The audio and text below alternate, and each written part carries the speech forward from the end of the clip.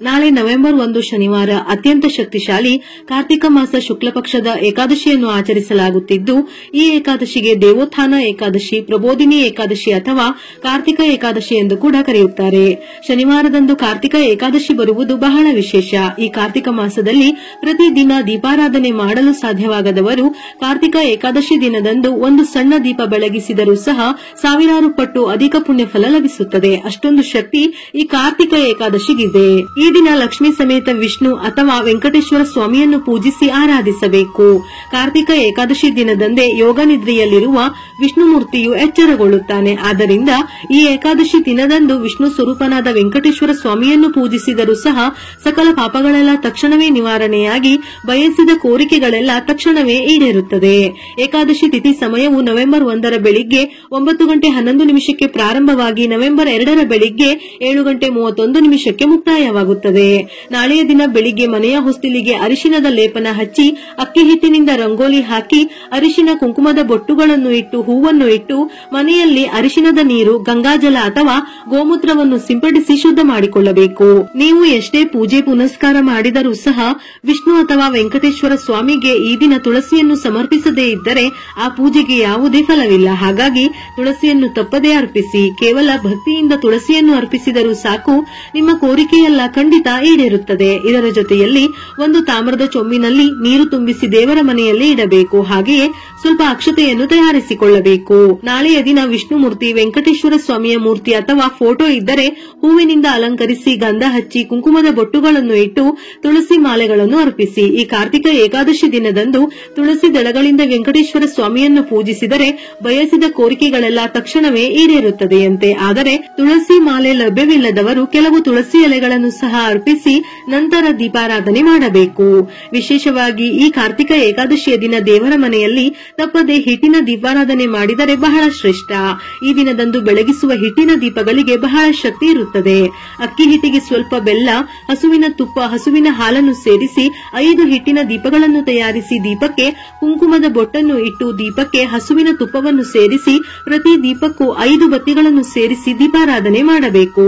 ಹಿಟ್ಟಿನ ದೀಪಗಳಲ್ಲಿ ಬಹಳ ದೈವಶಕ್ತಿ ಇರುತ್ತದೆ. ಅದರಲ್ಲೂ ವೆಂಕಟೇಶ್ವರ ಸ್ವಾಮಿಗೆ ಅತ್ಯಂತ ಇಷ್ಟವಾದ ದೀಪಗಳಲ್ಲಿ ಹಿಟ್ಟಿನ ದೀಪವೂ ಒಂದು. ಹಾಗಾಗಿ ಈ ಕಾರ್ತಿಕ ಏಕಾದಶಿ ದಿನದಂದು ಯಾರು ಹಿಟ್ಟಿನ ದೀಪಗಳನ್ನು ಬೆಳಗಿಸಿ ಮನೆಯಲ್ಲಿ ದೀಪಾರಾಧನೆ ಮಾಡುತ್ತಾರೋ ಅಂತಹ ಮನೆಗಳಲ್ಲಿ ಧನ ಧಾನ್ಯಗಳಿಗೆ ಕೊರತೆ ಉಂಟಾಗದೆ ಮನೆಯಲ್ಲೆಲ್ಲ ಐಶ್ವರ್ಯ ತುಂಬಿರುತ್ತದೆ. ಈ ರೀತಿ ವೆಂಕಟೇಶ್ವರ ಸ್ವಾಮಿ ಅಥವಾ ವಿಷ್ಣು ದೇವರನ್ನು ಪೂಜಿಸುತ್ತಾ ಗೋವಿಂದ ನಾಮಗಳನ್ನು ಓದಿಕೊಳ್ಳಿ. ಗೋವಿಂದ ನಾಮಗಳನ್ನು ಓದಲು ಸಾಧ್ಯವಾಗದವರು ಓಂ ನಮೋ ಭಗವತೆ ವಾಸುದೇವಾಯ ಎಂಬ ಮಂತ್ರವನ್ನು 21 ಬಾರಿ ಜಪಿಸಿ. ಕೊನೆಯದಾಗಿ ವೆಂಕಟೇಶ್ವರ ಸ್ವಾಮಿಗೆ ಕರ್ಪೂರದಿಂದ ಆರತಿ ಮಾಡಿ. ಏಕೆಂದರೆ ಈ ಏಕಾದಶಿ ದಿನದಂದು ಮುಕ್ಕೋಟಿ ದೇವತೆಗಳೆಲ್ಲರೂ ವೈಕುಂಠ ಲೋಕಕ್ಕೆ ಸೇರಿಕೊಂಡು ವಿಷ್ಣು ಕೀರ್ತನೆಗಳೊಂದಿಗೆ ಕರ್ಪೂರದ ಆರತಿಗಳೊಂದಿಗೆ ವಿಷ್ಣುಮೂರ್ತಿಯನ್ನು ಎಚ್ಚರಗೊಳಿಸುತ್ತಾರಂತೆ. ಆದ್ದರಿಂದ ಈ ಕಾರ್ತಿಕ ಏಕಾದಶಿ ದಿನದಂದು ಕರ್ಪೂರದಿಂದ ವಿಷ್ಣುಮೂರ್ತಿಗೆ ಆರತಿ ಸಮರ್ಪಿಸಿ ಭಕ್ತಿ ಶ್ರದ್ಧೆಗಳಿಂದ ನಮಸ್ಕರಿಸಿಕೊಂಡರೆ ಅಕಾಲ ಮೃತ್ಯು ದೋಷಗಳೆಲ್ಲ ತಕ್ಷಣವೇ ನಿವಾರಣೆಯಾಗುತ್ತದೆ. ತಲೆಯ ಮೇಲೆ ಅಕ್ಷತೆ ಹಾಕಿಕೊಂಡು ಕೊನೆಯದಾಗಿ 3 ಪ್ರದಕ್ಷಿಣೆಗಳನ್ನು ಹಾಕುತ್ತಾ ನಿಮ್ಮ ಕೋರಿಕೆಗಳನ್ನು ಮನಸ್ಸಿನಲ್ಲಿ ಪ್ರಾರ್ಥಿಸಿ ನಮಸ್ಕಾರ ಮಾಡಿ. ಈ ದಿನ ಉಪವಾಸ ಮಾಡಿದರೆ ಬಹಳ ಶ್ರೇಷ್ಠ. ಒಂದು ವೇಳೆ ಸಂಪೂರ್ಣ ಉಪವಾಸ ಮಾಡಲು ಸಾಧ್ಯವಾಗದವರು ಹಾಲು ಹಣ್ಣನ್ನು ಸ್ವೀಕರಿಸಬಹುದು. ಇನ್ನು ನಾಳೆ ಸಂಜೆ ಪ್ರದೋಷ ಕಾಲದಲ್ಲಿ ಅಂದರೆ ಸಾಯಂಕಾಲ 5 ಗಂಟೆಯ ನಂತರ ದೇವರ ಮನೆಯಲ್ಲಿ ದೀಪ ಬೆಳಗಿ ಮನೆಯ ಹೊಸ್ತಿಲಿನ ಮುಂದೆ 2 ದೀಪಗಳನ್ನು ಬೆಳಗಿಸಬೇಕು. ಇದರಿಂದ ಲಕ್ಷ್ಮಿಯ ಅನುಗ್ರಹ ಲಭಿಸುತ್ತದೆ. ಈ ಏಕಾದಶಿ ದಿನದಂದು ವಿಷ್ಣುಮೂರ್ತಿಯ ದೇವಾಲಯಕ್ಕೆ ಹೋಗಿ ವಿಷ್ಣುಮೂರ್ತಿಯ ದರ್ಶನ ಮಾಡಿಕೊಂಡರೆ ಕೋಟಿಪಟ್ಟು ಪುಣ್ಯ ಲಭಿಸುತ್ತದೆ ಎಂದು ಬ್ರಹ್ಮದೇವರು ನಾರದ ಮಹರ್ಷಿಗೆ ವಿವರಿಸಿದ್ದರಂತೆ. ಆದ್ದರಿಂದ ಈ ಕಾರ್ತಿಕ ಏಕಾದಶಿ ದಿನದಂದು ಸಾಯಂಕಾಲದ ಸಮಯದಲ್ಲಿ ಯಾವುದಾದರೂ ವಿಷ್ಣು ಅಥವಾ ವೆಂಕಟೇಶ್ವರ ಸ್ವಾಮಿಯ ದೇವಾಲಯಕ್ಕೆ ಹೋಗಿ ದೇವಾಲಯಗಳಲ್ಲಿ ದೀಪಗಳನ್ನು ಬೆಳಗಿಸಿ. ಈ ಕಾರ್ತಿಕ ಏಕಾದಶಿ ದಿನದಂದು ಪ್ರತಿಯೊಬ್ಬರೂ ನೆಲ್ಲಿಕಾಯಿ ದೀಪವನ್ನು ಬೆಳಗಿಸಬೇಕು. ನೆಲ್ಲಿಕಾಯಿ ಮರವನ್ನು ವಿಷ್ಣು ಸ್ವರೂಪವೆಂದು ಹೇಳುತ್ತಾರೆ. ನೆಲ್ಲಿಕಾಯಿ ಲಕ್ಷ್ಮೀ ದೇವಿಯ ಕಣ್ಣೀರಿನಿಂದ ಉದ್ಭವಿಸಿದೆ. ಆದ್ದರಿಂದ ಈ ಏಕಾದಶಿ ದಿನದಂದು ನೆಲ್ಲಿಕಾಯಿ ಮರದ ಕೆಳಗೆ ನೆಲ್ಲಿಕಾಯಿ ದೀಪವನ್ನು ಬೆಳಗಿಸಿದರೆ ಅನೇಕ ಶುಭ ಫಲಿತಾಂಶಗಳು ಲಭಿಸುತ್ತವೆ. ತುಳಸಿ ಕಟ್ಟೆಯಲ್ಲಿ ನೆಲ್ಲಿಕಾಯಿ ದೀಪವನ್ನು ಬೆಳಗಿಸಿದರೂ ಸಹ ಅಖಂಡ ಪುಣ್ಯ ಪ್ರಾಪ್ತಿಯು ಸಿದ್ಧಿಸುತ್ತದೆ. ತುಳಸಿ ಎಂದರೆ ವಿಷ್ಣುಮೂರ್ತಿಗೆ ಬಹಳ ಪ್ರಿಯವಾದುದು. ತುಳಸಿಯನ್ನು ಲಕ್ಷ್ಮೀ ದೇವಿ ಎಂದು ಭಾವಿಸುತ್ತಾರೆ. ಆದ್ದರಿಂದ ಈ ಕಾರ್ತಿಕ ಏಕಾದಶಿ ದಿನದಂದು ಪ್ರತಿಯೊಬ್ಬರು ತುಳಸಿ ಕಟ್ಟೆಯನ್ನು ಪೂಜಿಸಬೇಕು. ತುಳಸಿ ಕಟ್ಟೆಯಲ್ಲಿ ದೀಪವನ್ನು ಬೆಳಗಿಸಿ ತುಳಸಿ ಗಿಡಕ್ಕೆ 5 ಪ್ರದಕ್ಷಿಣೆಗಳನ್ನು ಹಾಕಿ ನಮಸ್ಕರಿಸಿಕೊಳ್ಳಿ. ಮಹಾಲಕ್ಷ್ಮೀ ದೇವಿಯ ಆಶೀರ್ವಾದದಿಂದ ನಿಮ್ಮ ಕುಟುಂಬದ ಎಲ್ಲರಿಗೂ ಸಿರಿ ಸಂಪತ್ತುಗಳು ಲಭಿಸುತ್ತದೆ. ಅರಳಿ ಮರದಲ್ಲಿ ವಿಷ್ಣು ಮೂರ್ತಿಯು ನೆಲೆಸಿರುತ್ತಾರೆ. ಆದ್ದರಿಂದ ಬಹಳ ಶಕ್ತಿಶಾಲಿಯಾದ ಈ ಕಾರ್ತಿಕ ಏಕಾದಶಿ ದಿನದಂದು ಅರಳಿ ಮರವನ್ನು ಪೂಜಿಸಿದರೆ ವಿಷ್ಣು ಮೂರ್ತಿಯ ಆಶೀರ್ವಾದ ಸುಲಭವಾಗಿ ದೊರೆಯುತ್ತದೆ. ಬಹಳ ಆರ್ಥಿಕ ಸಮಸ್ಯೆಗಳಿಂದ ತೊಂದರೆ ಪಡುವವರು ಅರಳಿ ಮರಕ್ಕೆ ನೀರನ್ನು ಅರ್ಪಿಸಿ 5 ಪ್ರದಕ್ಷಿಣೆಗಳನ್ನು ಹಾಕಿದರೆ ಬಹಳ ಒಳ್ಳೆಯದು. ಇನ್ನು ನಿಮ್ಮ ಆರ್ಥಿಕ ಸಮಸ್ಯೆಗಳೆಲ್ಲ ನಿವಾರಣೆಯಾಗಿ ಧನ ಸಂಪತ್ತಿನ ವಿಷಯದಲ್ಲಿ ಬಹಳ ಒಳಿತಾಗುತ್ತದೆ. ಅಲ್ಲದೆ ಅರಳಿ ಮರದ ಕೆಳಗೆ 2 ದೀಪಗಳನ್ನು ಬೆಳಗಿಸಿದರೆ ಲಕ್ಷ್ಮೀ ನಾರಾಯಣರು ಬಹಳ ಸಂತೋಷಗೊಂಡು ಅಖಂಡ ಐಶ್ವರ್ಯವನ್ನು ಕರುಣಿಸುತ್ತಾರೆ.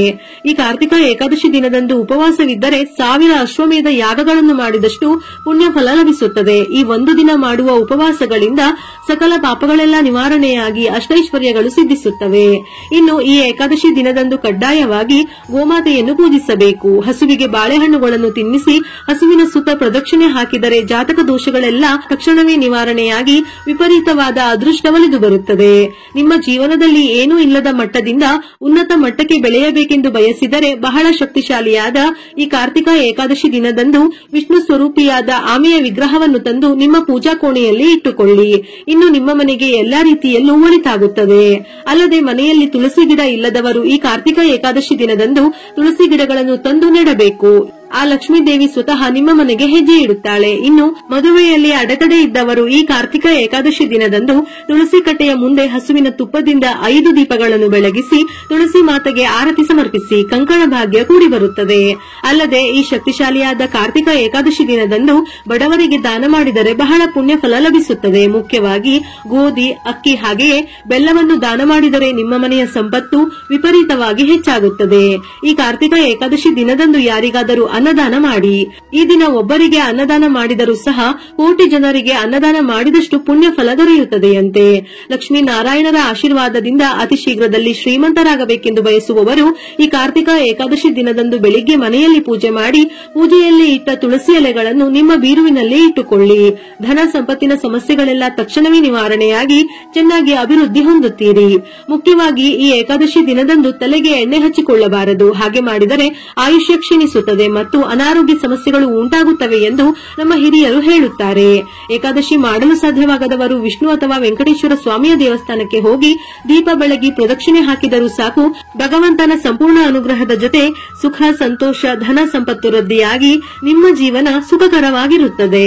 ವಿಡಿಯೋ ಇಷ್ಟ ಆಗಿದ್ದಲ್ಲಿ ಮರೆಯದೆ ಲೈಕ್ ಕೊಟ್ಟು ನಿಮ್ಮವರಿಗೆ ಶೇರ್ ಮಾಡಿ. ಇದೇ ರೀತಿಯ ಮನಮುಟ್ಟುವ ಉಪಯುಕ್ತ ಮಾಹಿತಿಗಳಿಗಾಗಿ ಮತ್ತೆ ಭೇಟಿಯಾಗೋಣ.